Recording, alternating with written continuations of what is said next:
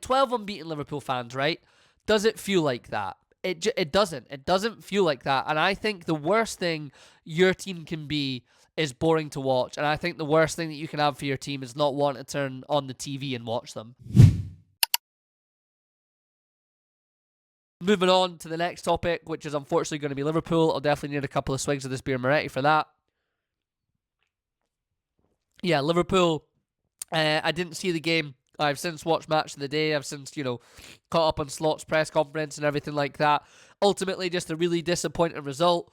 I think I need to get my screen recording up on here. Bear with me for a second so you guys will be able to actually see this when I'm on here. But I think, in terms of a game... God, sorry, 2 seconds, team. Might edit this bit out, but 2 seconds. There we go.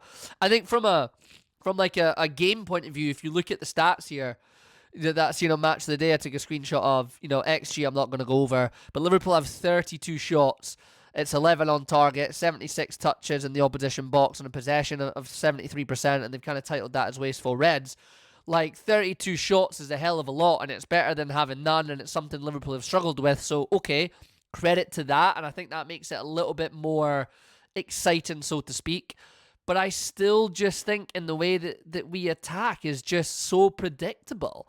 It's so predictable, and I'm sorry, it is at the point now where it's absolutely definitely a coaching and a mentality issue. And I think Slot he stopped the rot, he covered up, he went a little defensive, he knew he had to stop it or else he was going to get sacked. We were getting humped, we were losing games really, really poorly, we were just getting torn to shreds. So I have no problem with that, absolutely no problem at all. I actually, when he did that, I thought, good. He's showing that he's recognising the moment. He's not being stubborn. He's not being a laptop manager. He's adapting, because I think that was what he was the absolute best at across all of Europe last season, and the best in the Premier League, because he wins the Premier League, was knowing when to adapt, in particular in game. But I think now it's when are we moving into the next phase, mate? When are we moving into the next phase? We had all the guys on yesterday, apart from Isak, that we've bought.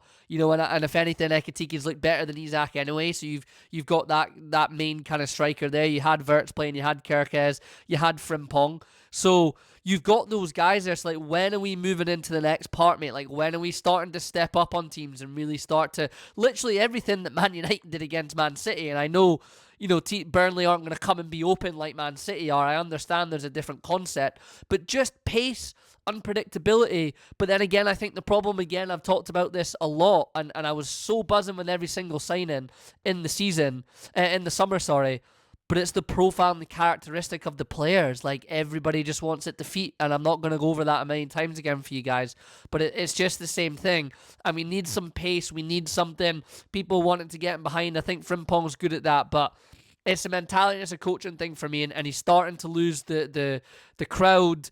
I think he'll have no problem staying in his job as long as top four is within reach, as long as we're still in Europe. I don't think FSG will panic. I don't think they'll push the button, because ultimately you can go out of a title race and, it's not good, it's not great, but you can go out of a title race and still achieve something quite special in your season, i.e. in Champions League. I mean, I don't really think Liverpool will do, but then being like that in Europe, nicking goals in that, I don't know, maybe it's a bit of hope there, but so he'll be fine there, but he's losing the fan base, and at what point when you lose the fan base, do the owners act? They're very good at not reacting to outside noise, but he's just in a little bit of trouble. I mean, if we look at the unbeaten run, it's 12 unbeaten, 12 unbeaten Liverpool fans, right?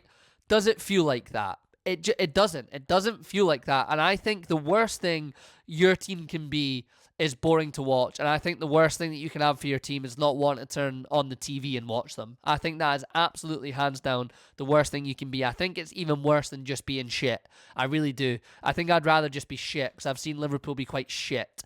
I'd rather them be shit than boring. Like I said yesterday, I watched Nottingham Forest Arsenal. You may as well have Sean Dyche in charge, man. We don't. All right, that's maybe a bit far, but we don't do anything. We just don't. It's just rough. It's just rough, and it's really, really frustrating. But if you look at the last 12, it's beating West Ham at home, it's beating Inter away, beating Brighton at home, beating Spurs at home, beating Wolves at home. So you go on a little. What way round are we at here? Yeah, we go on a little one, two, three, four game win run, starting with Inter, but then again, it didn't feel very good. Then we draw with Leeds 0-0, draw with Fulham 2-2, draw with Arsenal 0-0, which is fine away from home, beat Barnsley again in the FA Cup 4-1, the scoreline probably flatters us, and then you get the draw again yesterday with Burnley. So like I don't know, it's like this weird conundrum of like results and style, but like it's not winning. There's just so many draws in there, which like does it refer to like not taking risks? Like I think that's the problem. I think it does. I think it feels like there's no risks being taken. So I'm really starting to like get frustrated by it. But again, like I say, if you finish the season in Champions League and you do have a good run in Europe, then I don't know, like does he deserve to be sacked? And I think if the playing style stays the same, it does. He has to move it on to the next phase, Arnie. Please move it on to the next phase. Like I'm not Arnie Slot out. I don't ever want anyone to be sacked or anything like that. I'm not that type of guy unless it gets like really, really bad and you're obviously start dipping down the table, right? But like you have to change it up a little bit, mate. We need a little bit more excitement to the game, right? We need risk, and I think that I thought he came in and like it was pulled back slightly from Klopp's system last season and that, but there was still risk there. But again, is that characteristics of Salah having the season that he had and someone like Luis Diaz running at people and Darwin Núñez, and obviously, unfortunately, Diogo Jota, as much as Núñez was maybe like not everyone's cup of tea, like he had energy about him and he ran about the pitch and he could cause a world of problems. And I know, you can say that's not what you should be getting for an £80 million Premier League striker. You want goals, and I get that, but Liverpool just don't. We don't have that, and I think it's a big part down to coaching and mentality issue. Wirtz is starting to cook, which is good. Seeing Wirtz cooking, that's good. It's been coming, it's been slow, it's been gradual, but he's getting there. And Ekitike has just probably been the best signing of the lot. I think Kirkhead's starting to settle into him. Frimpong is starting to show that he's got something about him.